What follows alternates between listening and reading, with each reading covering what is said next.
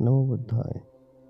आप सभी को बताने जा रहा हूँ कि हम जा रहे हैं बुद्धा के जो है धार डिस्ट्रिक्ट में बाग लोकेशन पर। ये एक बहुत ही प्यारा पुल आ रहा है, आप देख सकते हैं। हम फास्ट फॉरवर्डिंग करके आपको बता रहे हैं। एक लंबा समय लगता है यहाँ से पहुँचने में। इंदौर से इसकी दूरी आपको लगभग 3.5 घंटे के आसपास लगेगी। आप जब इसको हाईवे पर आएंगे तो आपको पूरी जानकारी मिल जाएगी कि कहाँ से कैसे मुड़ना है। धार आने के बाद में आपको यहाँ से तकरीबन, अगर आप पर्सनल व्हीकल से आ रहे हैं तो आपको नियर अबाउट 1 घंटे के आसपास लगने वाला है, और अगर आप प्राइवेट व्हीकल से या पब्लिक व्हीकल से आ रहे हैं तो आपको 2-2.5 घंटे लग जाएंगे, जो आपको लोकल बसेस वहाँ पर ड्रॉप कर सकती हैं। ये कुक्षी बॉर्डर के पास में आने वाला एक ऐसा ब्लॉक है जिसकी जगह पर आपको बाग के मिल जाएंगी। इनको कहता है बुद्ध बाग गुफाएँ। तो आप ये देख सकते हैं, सब रोड आएगा। यहाँ पर आपको लेफ़्ट टर्न करके अंदर की तरफ मुड़ जाना है। ऐसा सिंगल रोड 4 लेन से सिंगल डबल लेन हो जाएगा ये, और आपको इस पर आगे बढ़ जाना है। और ऐसे आगे बढ़ जाने के बाद में आप देखेंगे कि आप यहाँ पर पहुँच रहे हैं। आपको बहुत ब्यूटीफुल घाट मिलेंगे। यहाँ पार्किंग की सुविधा मिल जाएगी, फ्री ऑफ कॉस्ट है। और वो सामने एक छोटी सी बिल्डिंग दिख रही है, वो टिकट घर है। आप यहाँ पे आएँ और टिकट ले। 25 रुपीज़ का एक टिकट है पर पर्सन का। बच्चों के लिए टिकट नहीं हो रहा है यहाँ पर। और यहाँ आप सामने के एंट्रेंस गेट है, और यहाँ पर उसका नेशनल हेरिटेज साइट का एक बोर्ड लगा हुआ है, जिसके अंदर ही लिखा गया है कि 200 मीटर के आसपास आप यहाँ पर कोई भी खनन नहीं कर सकते हैं। और जैसे आप अंदर घुसते हैं, यहाँ पे आपको पुराना गेस्ट हाउस दिखता है, जिसके ऊपर आपको इसका साल बना हुआ दिख जाएगा। 1934 का इसमें समय लिखा है। सूरज और 2 नाग इसकी रक्षा कर रहे हैं। आगे बढ़ते हैं तो हमें यहाँ पे संग्रहालय दिखता है। संग्रहालय में जाने के लिए आपको लेफ़्ट साइड मुड़ना है, जो सामने की तरफ दिख रहा है, ठीक। और यहाँ पर इस संग्रहालय में बुद्ध केव से निकाली गई वॉल पेंटिंग्स को संभाल कर रखा गया है। आप देख सकते हैं वहाँ के कुछ शिल्प यहाँ पर जो रखे गए हैं, जिसमें बुद्ध भगवान की आकृतियाँ आपको देखने को मिल जाएंगी। देखिए ज़रा इस दूर से और पास से इसको किस तरीके से देखा जाता है। म्यूज़ियम में अंदर जाते से आपको यहाँ पर वॉल पेंटिंग्स दिख जाएंगी। लाइट की कमी होने के कारण यहाँ पर इनकी जो एक्चुअल इमेजेस है वो नहीं दिख रही है, पर आप इसको क्लोजली यहाँ से वॉच कर सकते हैं। उसके बाद आप वहाँ से बाहर निकल कर सीधे वापस जाते हैं बुद्ध के उसकी तरफ। इस तरीके से एंट्रेंस गेट दिख जाता है। और ये मेरा लिटिल चैम्प, और हम जा रहे हैं सामने। सामने आपको इस नदी दिख जाती है, इसको बाग रिवर कहते हैं। और इसे क्रॉस करने के बाद में आप बुद्ध केव्स में जा सकते हैं। ये यहाँ की सबसे पहली केव है। हम पास में आके इसको और अच्छे से देखेंगे। आप देख सकते हैं इसके पास इतना ब्यूटीफुल ग्रीनरी सिनारियो है। और इसी के पास में ये बुद्ध केव्स बनी हुई हैं, इस बाग रिवर के पास में।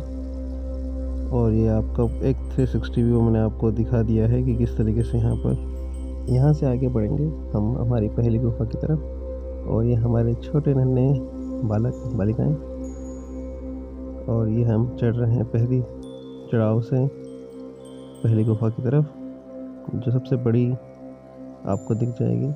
यहाँ ऊपर के स्ट्रक्चर्स में आप देख सकते हैं कि पूरा हिस्सा ढहा हुआ है, और ये अंदर का मेन कक्ष बचा हुआ है बस अब। ये एक साइड से आप देख सकते हैं, यहाँ पर एक छोटी सी और गुफा है यहाँ पे। और ये पीछे की तरफ से ढहा हुआ पूरा हिस्सा, जो अब जाने के लिए उपयुक्त तो नहीं है। और ये पहली गुफा आप देख सकते हैं किस तरीके से यहाँ पे बुद्ध भिक्षुओं के रहने की सुविधाएं रहती थी। वो इसमें यहाँ पर बैठकर अपना ध्यान, साधना और प्रार्थनाएं करते थे। ये पहले कक्ष की पहली मूर्ति जो इस तरीके से खंडित हो चुकी है समय और मनुष्य के द्वारा। समय समय पर आक्रमण भी हुए हैं, लोगों ने इसे तोड़ा भी गया है। आप देख सकते हैं ये यहाँ पर इंडियन गवर्नमेंट ने इस धरोहर को बचाने के लिए बाद में किए गए कार्य से पिलर को बनाया गया है, ताकि इस धरोहर को बचाया जा सके। ये आप देख सकते हैं इस तरीके से इसका पुराना स्ट्रक्चर है। छत में इस तरीके से काम हो रहा है। और यहाँ पर लगभग आपको 18 कक्ष दिखने को मिल जाएंगे। और सामने की तरफ में आपको जो एक स्ट्रक्चर दिख रहा है, इसे कहते हैं चैत्य। ये एक चैत्य विहार है जहाँ पर तथागत भगवान गौतम बुद्ध की अस्थियों को संचय किया जाता है, संचय किया गया है और इसके पास यहाँ पर आराधना की जाती है, यहाँ पर वंदना की जाती है। ये स्कल्पचर है जो बनाए गए हैं और ये है मेन चैत्य कक्ष, जिस कक्ष में बैठकर ध्यान लगाकर बुद्ध भगवान की प्रार्थना की जाती है और इनके अनुयायी इसी बुद्ध धर्म को आगे प्रसारित करते हैं। आप देख सकते हैं लगभग 20-30 फीट के आसपास की इसकी ऊंचाई है और इस घेरा 2 से 3 मीटर के आसपास का इसका घेराव है, जो आप कह सकते हैं इसका डायमीटर। और देख सकते हैं थोड़ा सा पास में हम दिखा रहे हैं आपको किस तरीके से स्ट्रक्चर को बनाया गया है। समय के साथ रहते रहते इसकी कारीगरी मिट रही है और आप इसकी कंडीशन देख सकते हैं। यहाँ पर बहुत अंधेरा होता है, आपको अपने लाइट्स यूज़ करने पड़ेंगे तभी आपको यहाँ पर दिख पाएगा एग्जैक्टली क्या है। ये कुछ फ़ोटोग्राफ्स यहाँ पर जो हमने लिए थे वो आप देख सकते हैं कि किस तरीके से इसको संचय करके यहाँ पर रखा गया है। और आगे बढ़ते हैं और देखते हैं कि अगली गुफाओं में और किस तरीके से संजोया जाए है। ये कुछ और इस तरीके से इस कक्ष के आसपास आप देख सकते हैं अंदर की तरफ में ये गुफाएं हैं और ये कक्ष जहाँ पर भिक्षु अपना निवास करते थे, यहीं पर वो अपनी वंदना करते थे, यहीं पर अपने धर्म की शिक्षा लेते थे और आगे अपने अनुयायियों को या अपने नए भिक्षुओं को देते थे। ये है मेन दूसरी विहार जिसमें आप देख सकते हैं, जिसे गुफा का नाम दिया गया है। इसके ऊपर यहाँ पे ऊपर से देख सकते हैं यहाँ पे शेर बना हुआ है और इसी शेर को इन्होंने बाग बना दिया है और इसीलिए इस जगह का नाम है बाग बुद्ध केव। ये भी एक बहुत पुराना विहार है। इसकी कंडीशन थोड़ी सी अच्छी नहीं है क्योंकि वहाँ जहाँ जाली गेट दिख रहे हैं आप, तो उसके आगे स्ट्रक्चर टूटा हुआ पड़ा हुआ है, तो उसके आगे जाना अनुमति नहीं है, डेंजर भी है। यहाँ पर भी इसी तरीके से बौद्ध कक्ष बने हुए हैं, आप देख सकते हैं। और ये नए पिल्लरों से सपोर्ट देते हुए इस पूरे इमारत को सपोर्ट दिया गया है, इस पूरे विहार को सपोर्ट किया गया है। आप देख सकते हैं यहाँ पर हम आगे की तरफ बढ़ते हैं तो आपको देखने को मिलेगा कि यहाँ पर दरवाज़ों के द्वारा इस जगह को बंद किया गया है ताकि किसी भी व्यक्ति को अंदर ना जाने दिया जाए और ना ही कोई हादसा हो। क्योंकि समय रहते रहते ये चट्टान अपनी मजबूती छोड़ रही है। आर्कियोलॉजिकल ऑफ इंडिया ने यहाँ पर बहुत अच्छा काम करते हुए इस धरोहर को बचाया और संचय करके रखा हुआ है। ये आप देख सकते हैं किस तरीके से यहाँ पर भी बौद्ध भिक्षुओं की आवास की व्यवस्था की गई थी। सम्राट अशोक के समय का ये सब आप देख सकते हैं किस तरीके से स्ट्रक्चर डेवलप किया गया था। और इस गुफा में आप देखें, इस कक्ष में देखें आप कि किस तरह से समय और पानी अपना काम कर रहा है। ये इस तरीके से प्लास्टर करके इसको धरोहर को बचाया जाता है। ये सिरामिक यहीं पर बनाया जाता है और यहीं पर इसको लगाया जाता है ताकि इस धरोहर को और ना खतरा हो। आप देखिए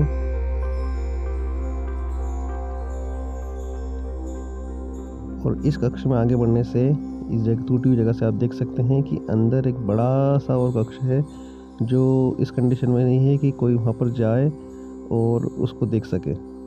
पूरा ढह चुका है ये जगह। ये भी एक बड़ा विहार है, लगभग 100 बाय 100 का है। और देख सकते हैं यहाँ पे ऊपर की तरफ यहाँ पर एक दरवाज़ा बनाया हुआ है ताकि कोई अंदर ना जा सके। इसको लॉक कर दिया गया है। अब हम इस विहार से बाहर जा रहे हैं और बढ़ेंगे अगले विहार की तरफ। ऊपर की तरफ देख सकते हैं पैकिंग करी गई है ताकि ऊपर की दीवार नीचे ना गिरे, नीचे की दीवार बराबर बनी रहे। ये आप देखिए यहाँ पर अब बढ़ते हैं अगले विहार की तरफ, जो उसके नेक्स्ट है, जो आपको यहाँ से आगे निकलने पर राइट साइड मिलेगा। और इस विहार के सामने ये जो आप देख रहे हैं, ये एक ब्लॉक बना हुआ है। इस ब्लॉक में एक बहुत बड़ी बुद्ध भगवान की मूर्ति थी, जो समय और कुछ मनुष्य की हरकतों के कारण अब अपनी शैतावती स्थिति में नहीं है। ये मूर्ति लगभग 30 फीट के आसपास की है। और इसके जस्ट पीछे की तरफ साइड में यहाँ पर एक और छोटा सा कक्ष है, जहाँ पर शायद दूसरी और बुद्ध मूर्तियाँ होंगी। और ये कक्ष भी सामने की तरफ से लगभग इसका इनिशियल या हम कहते शुरुआती जो स्ट्रक्चर है वो टूट चुका है। और इसको सपोर्ट देने के लिए यहाँ पर ये 10 पिलरों को लगाया गया है, ताकि ये और ना टहे। आप देख सकते हैं यहाँ पर कितनी बारीक नक्काशी की गई है उस समय की। ये सब सम्राट अशोक के समय का है, आप जो देख सकते हैं।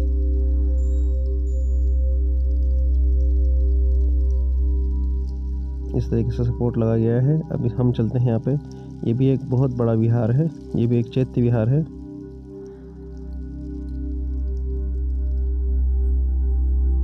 बहुत ही बड़ा कक्ष है यहाँ का। ये हम कह सकते हैं मुख्य विहार भी कह सकते हैं इसको एक प्रकार से।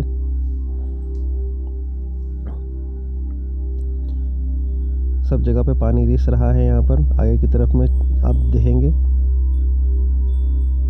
जैसे जैसे हम आगे बढ़ते हैं अंधेरा और बढ़ते आता है, क्योंकि प्रकाश की आने की कोई भी जगह नहीं है। यहाँ पर लाइट की व्यवस्था नहीं है। तो आप जब भी यहाँ पर आए तो मेरा आपसे निवेदन है कि आप साथ में अपना पर्सनल लाइट लेके आए, ताकि आपको यहाँ के स्ट्रक्चरों की, यहाँ की कला की, यहाँ की सभ्यता को देखने का अच्छे से मौका मिले। ये सामने आपको दिख रहा है धुंधला सा, ये पूरा यहाँ पे पानी भरा हुआ है नीचे की तरफ में।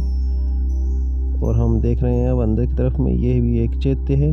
और इसके आसपास बैठकर हमारे भिक्षुगण अपनी प्रार्थना, वंदना, ध्यान, धम्म साधना, बुद्ध साधना, संघ साधना करते थे और उसको यहाँ से प्रसारित करते थे। ये आप देख सकते हैं ऊपर से पानी चू रहा है। ये आप देख रहे हैं यहाँ पे नीचे पानी भरा हुआ है।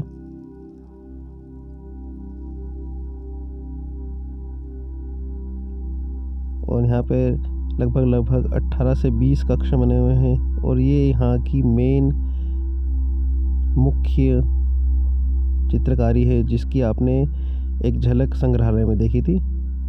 और यहीं से काट कर इनको वहाँ पर ले जाया गया है, ताकि इन सभ्यताओं को, धरोहर को बचाया जा सके।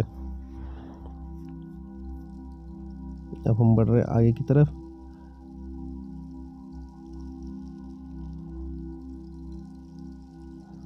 और ये भी उसके पास में एक बड़ा सा विहार है। आप देख सकते हैं कितनी प्यारी कटिंग करके, कितनी नाप तोल कर इस कक्ष की संरचना की गई है, बिना किसी गलती के। आप देखें यहाँ पर, ये एक ऐसा कक्ष है जिसके आसपास आप देख सकते हैं बहुत से पिलर है। यहाँ पे पानी आने जाने की व्यवस्था बनाई गई है। तो हो सकता है कि ये किस स्नानागार हो, या यहाँ पर कुछ और काम किए जाते हों जो भिक्षुओं की शिक्षा में उनको मदद मिलती हो। तो आप देखें यहाँ से कि पूरे पिलरों से इस जगह को समेट कर संभाला गया है। वो पुराना एक पिलर बना रखा दिख रहा है आपको। और इसी से मिलता जुलता एक आगे का कक्ष मिलेगा, जिसमें हम यहाँ से आगे की तरफ जा सकते हैं। तो यहाँ पर भी नीचे की तरफ में पानी भरा हुआ है और नालियाँ बनाई गई हैं, ताकि यहाँ का पूरा जो सीवेज सिस्टम है वो काम कर सके। हम देखें यहाँ से। और इसी से जुड़ा हुआ एक आगे कक्ष है जो राइट साइड में आपको मिलेगा। और हम इससे आगे बढ़ते हैं तो दूसरे एक और विहार की तरफ हम कक्ष में पहुँच जाएंगे। और उसकी भव्यता भी आपको देखते ही समझ में आ जाएगी। हम आगे बढ़ रहे हैं। एक बहुत ही सुंदर जगह है ये ऊपर। यहाँ पे इसकी पूरी छत पर प्लास्टर किया गया है, ताकि ऊपर के छत के अनावरण को नीचे गिरने से बचाया जा सके। आप देख सकते हैं इस तरह के कक्ष बने हुए हैं यहाँ पर। और ये एक और कक्ष यहाँ पर आप देख सकते हैं।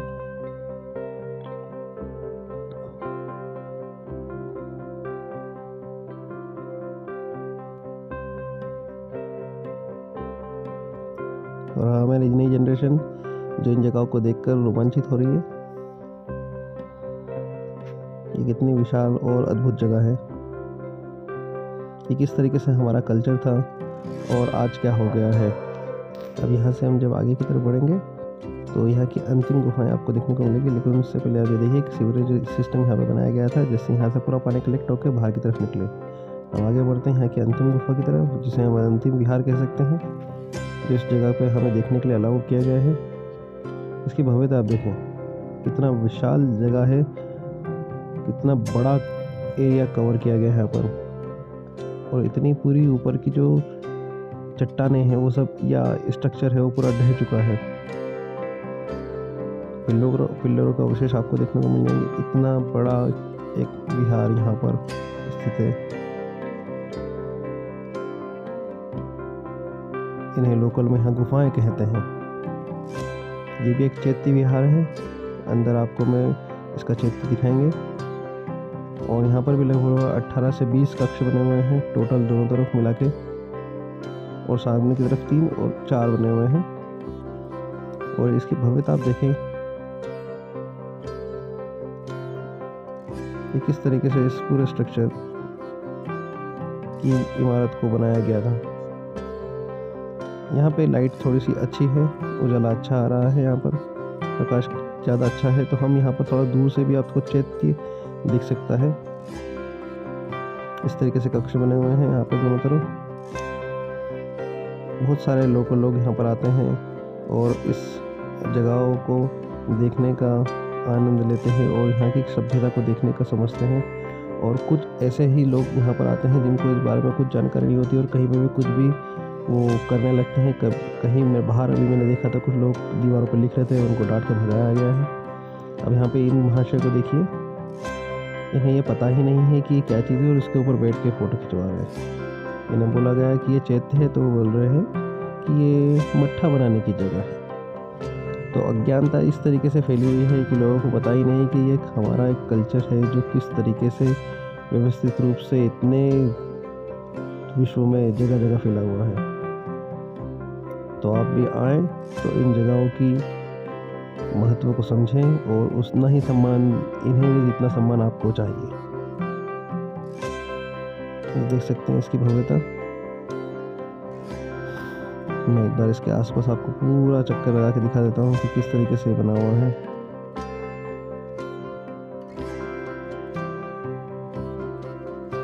ये बाहर के कक्ष हैं, दोनों तरफ में यहाँ पे थोड़ी सी लाइट की कमी है।